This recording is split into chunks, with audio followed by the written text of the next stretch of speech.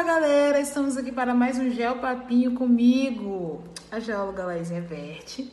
E hoje nós vamos levar um papo bem bacana sobre essa querida frase: somos todo pó de estrelas. E aí nesse vídeo eu vou explicar para vocês o que tem a ver a existência das estrelas com a formação dos elementos químicos e os nossos corpos e tudo que a gente conhece como matéria, beleza? Para eu poder explicar sobre isso, eu vou ter que voltar a 14 bilhões de anos atrás, mais ou menos, onde os cientistas dizem que teve a grande explosão que formou o nosso universo, o famoso Big Bang. Eles contam que naquela época toda a matéria do universo estava se concentrando em um único ponto no espaço. E esse ponto estava cada vez mais denso, cada vez mais quente, até que chegou o ponto que ele colapsou e explodiu. E assim começou a expansão do universo que a gente tem até hoje. E assim, segundos depois, após essa explosão, deram início às primeiras unidades de matéria, que são os átomos. Os primeiros átomos dos elementos mais leves que a gente conhece, quais são esses elementos mais leves? O hidrogênio e o hélio. Por que eles são mais leves, Laís? Todo átomo ele é constituído de um núcleo e uma eletrosfera, que é a parte elétrica dele. No núcleo, você vai ter sempre o próton e o nêutron. Na eletrosfera, os elétrons. A parte que carrega a massa desse átomo fica no centro, que são os prótons e os nêutrons, beleza? Então, os elementos mais simples, que são o hidrogênio e o hélio, possuem uma massa nesse centro muito pequena. O hidrogênio possui apenas um próton, então uma unidade muito pequena de massa, beleza? Beleza.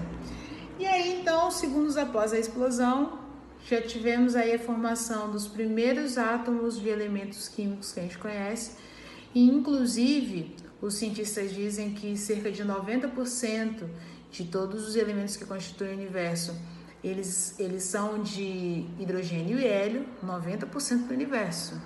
É muita coisa.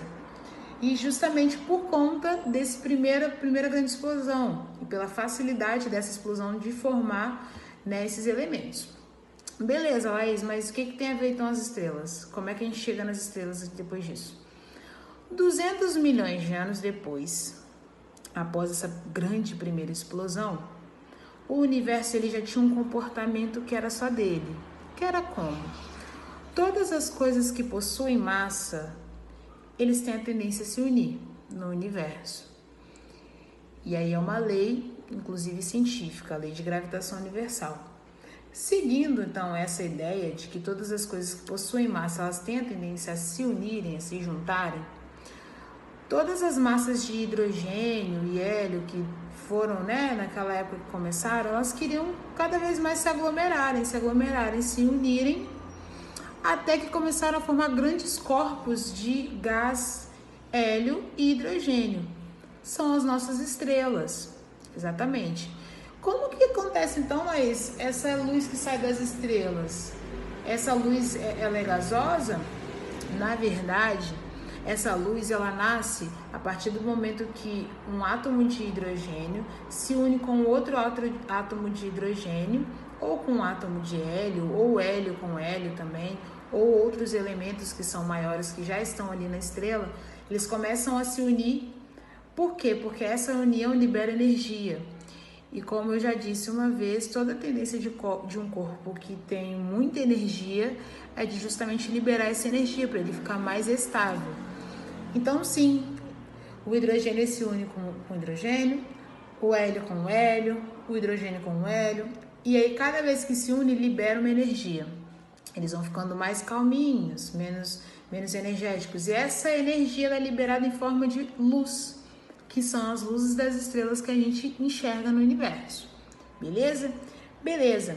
Seguindo então essa mesma ideia, cada vez mais ali os elementos vão se combinando para liberar energia. E aí você sabe, então, né, que poxa, primeiro ele era hélio, primeiro era hidrogênio, virou hélio. o hélio vai se unir com outro hélio, vai se transformar num outro elemento químico mais pesado que o hélio era. E assim vai seguindo sucessivamente até que chega ao peso máximo que, teoricamente, as estrelas suportam, né? Que são os elementos de ferro, os átomos de ferro, do elemento ferro. O ferro, ele possui 26 prótons no seu núcleo. Então, a estrela consegue suportar o elemento químico que tem um próton só, que é o hidrogênio, e ele consegue chegar até o ferro, que são 26 dentro do núcleo. E depois, Laís, o que acontece? Essa estrela, ela cai, o que acontece? Ela apaga? Na verdade, a estrela ela convive num grande balanço de equilíbrio entre a gravitação universal, que quer o tempo todo unir os corpos com outros corpos, e a liberação de energia que tem aqui no centro.